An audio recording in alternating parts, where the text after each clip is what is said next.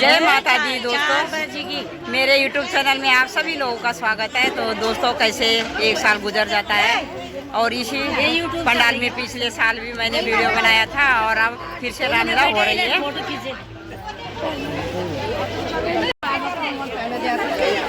और यहाँ पर ये सभी बहनें लगी हुई है तैयारी करने में और सब लोग अभी कीर्तन भजन करेंगे। सभी मंडलियाँ आ रखी है, देखिए अलग अलग मंडलियाँ अपनी अपनी प्रस्तुति देंगे।